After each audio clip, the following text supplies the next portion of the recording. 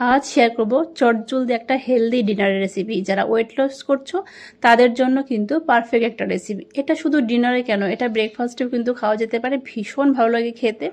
আর এটা ছোট থেকে বড় আমার মনে হয় সকলেই ভীষণ পছন্দ করবে। তো চলো রেসিপিটি শুরু করা যাক। এই রেসিপিটি করার জন্য কিছু উপকরণ লাগবে, সামান্য কিছু। তো এখানে আমি সবজির মধ্যে একটা ক্যাপসিকামের হাফ ক্যাপসিকাম একটু কিউব করে কেটে নিয়েছি, গাজর নিয়েছি বড় একটা, আমি লম্বা লম্বা করে কেটে নিয়েছি, আর পেঁপে নিয়েছি কিছুটা, পাতলা পাতলা করে কিন্তু পেঁপেটা কেটেছি।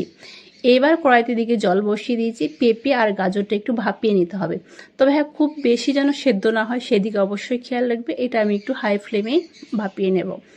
আর এখানে আমি নিচ্ছি কয়েক টুকরো চিকেন। এখানে বড় বড় আমি 5 পিস মতো নিয়েছি। চিকেনের পরিমাণটা অবশ্যই নিজেদের পছন্দ মতো বাড়িয়ে কমিয়ে নিতে পারো, খুব আহামরি কিন্তু বেশি চিকেনের দরকার হয় না, কয়েক টুকরো থাকলেই হবে। এবার এই চিকেনগুলো যেটা করব আমরা, এই চিকেনগুলো একদম ছোট ছোট টুকরো টুকরো করে কেটে নেব।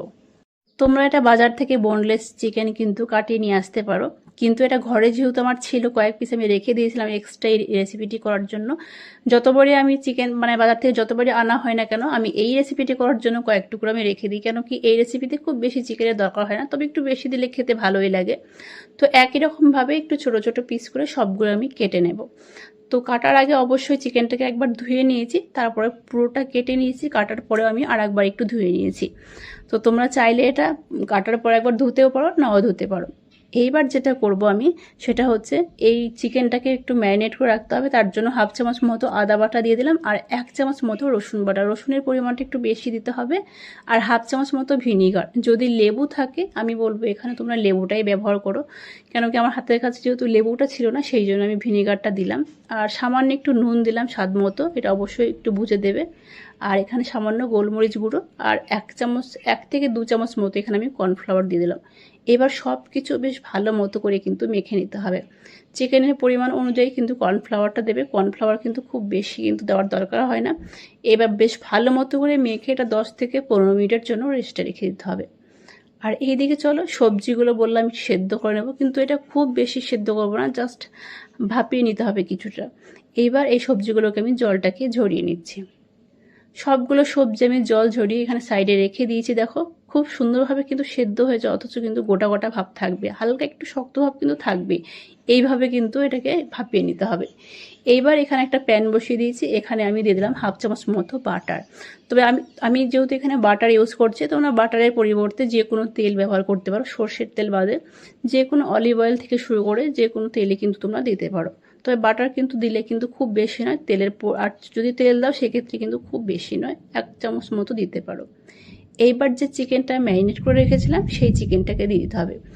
আর একটা জিনিস খেয়াল করবে, গ্যাসের ফ্লেমটা কিন্তু একদম লোতে রাখবো, লো টু মিডিয়ামে, এর বেশি নয়। এবার কিছুক্ষণ মতো চিকেনটাকে একটু নেড়েচেড়ে দিতে হবে, 1 থেকে 2 মিনিট মতো এইভাবে আমরা একটু নাড়াচাড়া করে নেব।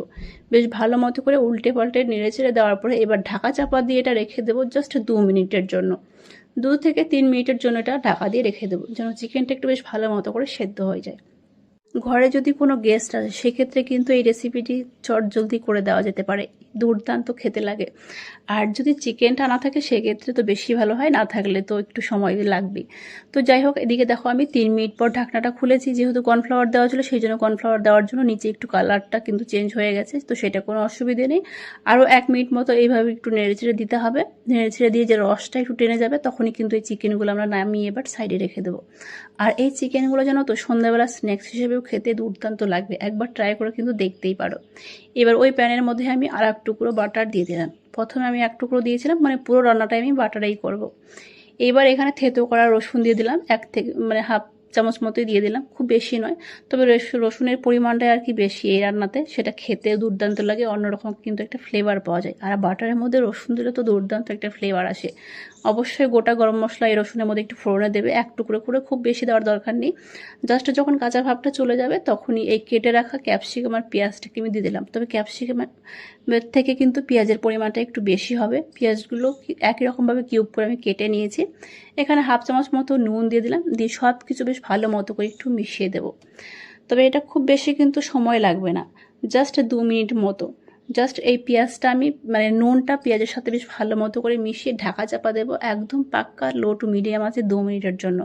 2 মিনিট পরে আমি ফিরে আসছি, দেখবে খুব সুন্দরভাবে পেঁয়াজ আর ওই মানে ক্যাপসিকামটা কিন্তু খুব সুন্দরভাবে সেদ্ধ হয়ে গেছে, মানে কালারটা চেঞ্জ হয়ে গেছে দেখে অবশ্য বুঝতে পারছো। এইবার এখানে আমি একটা লঙ্কা কুচি অ্যাড করলাম, এটা পুরোটাই অপশনাল, দিতেও পারো নাও দিতে পারো, তবে লঙ্কা একটা কিন্তু কুচি করে দেওয়া যেতেই পারে। যদি বাচ্চাদের জন্য করো সেক্ষেত্রে কিন্তু লঙ্কাটাকে অ্যাভয়েড করতে পারো। এবার ভাপিয়ে নেওয়া পেঁপে আর গাজরটাকে অ্যাড করলাম, যেহেতু এটা শক্ত সবজি সেই জন্য একটু ভাপিয়ে নিলে আর কি ভালো হয়। তো ভাপিয়ে নেওয়ার পরে তবে এখানে কিন্তু বিনসটাও অ্যাড করা যেতে পারে, আর নিজেদের পছন্দ মতো সবজি দিতে পারে, যেমন ব্রোকলিও কিন্তু দেওয়া যেতে পারে, ব্রোকলি মটরশুঁটি এই সবজিটা অবশ্যই দেওয়া যেতে পারে। দিয়ে এই পেঁপে আর গাজরটা দেওয়ার পরে খুব বেশি সময় না, জাস্ট একটু মিশিয়ে নেব। তারপরে যে চিকেনটা আমরা যেটা ফ্রাই করে রেখেছিলাম, তো সেই চিকেনটাও আমি এর মধ্যে অ্যাড করে দিলাম, দিয়ে সব কিছু জাস্ট একটু বেশ ভালো মতো করে আর একটু মিশিয়ে দিতে হবে। মিশিয়ে দিয়ে এইবার এখানে আমি 1 কাপ মতো জল অ্যাড করে দিলাম, এটা নর্মাল জলই দিলাম, কোনো রকম গরম জল দেওয়ার দরকার নেই, জাস্ট 1 কাপ মতো ভরে 1 কাপ মতো জল কিন্তু দিতে হবে। দিয়ে এইবার এটা যেটা করব আমরা হাই ফ্লেমে ফুটিয়ে নেব। আর এখানে আমি আরও হাফ চামচ মতো নুন দিলাম, অবশ্যই কিন্তু তোমরা তোমাদের পছন্দ মতো একটু নুনটা বুঝে সুঝে দেবে, নইলে নুন বেশি হয়ে গেলে কিন্তু খেতে ভালো লাগে না, আর কম হলে অবশ্যই কিন্তু করে অ্যাডজাস্ট করা যায়। এইবার এখানে আরও কিছুটা আমি গোলমরিচ গুঁড়ো কিন্তু দিয়ে দিলাম, খুব বেশি নয়, তবে এটা চাইলে অবশ্যই নিজেদের কিন্তু পছন্দ মতো বাড়িয়ে কমিয়ে দিতে পারো, নাও দিতে পারো। এইবার পরে প্রথমত আমি এখানে 1 কাপ মতো জল দিয়েছি, তারপরে এটা গোলমরিচ গুঁড়ো আর নুন দেওয়ার পরে এবার যেটা করলাম হচ্ছে এটা হচ্ছে হাফ কাপ জলে 1 চামচ মতো কর্নফ্লাওয়ার গুলে দিয়ে দিলাম, তবে খুব বেশিক্ষণ নয়, জলটা দিয়ে যখন একটু ফুটবে জাস্ট 1 থেকে 2 মিনিট তারপরেই কিন্তু কর্নফ্লাওয়ারটা দেবো। আর এই কর্নফ্লাওয়ারগুলো জল দেওয়ার পরে জাস্ট 1 থেকে 2 মিনিট, খুব বেশিক্ষণ সময় কিন্তু এখন আর সেদ্ধ করার একদমই দরকার নেই, অতিরিক্ত কিন্তু এটা ফুটিয়ে নিলে কিন্তু দেখবে একদম পুরো ঘন হয়ে আসবে গ্রেভিটা। তো আমি গ্রেভিটা অতিরিক্ত ঘন করবো না, জাস্ট এইভাবেই কিন্তু আমি এবার নামিয়ে নেব। আর গরম গরম কিন্তু এটা দুর্দান্ত খেতে লাগে, এটা তো এমনিই ভালো লাগে খেতে, আর কোনো কিছু কিন্তু দরকারই হয় না। একবার কিন্তু ব্রেকফাস্টে বা ডিনারে এভাবে ট্রাই করে দেখতেই পারো। যদি ভালো লাগে অবশ্যই লাইক কমেন্ট বেশি বেশি করে শেয়ার করে দিও, আর আমার চ্যানেলে যদি নতুন বন্ধু হয়ে থাকো অবশ্যই চ্যানেলটিকে সাবস্ক্রাইব করে দিয়ে পাশে থেকো। আজকের মতো এই পর্যন্তই, পরের দিন নেক্সট কোনো ভিডিওর সাথে দেখা হবে।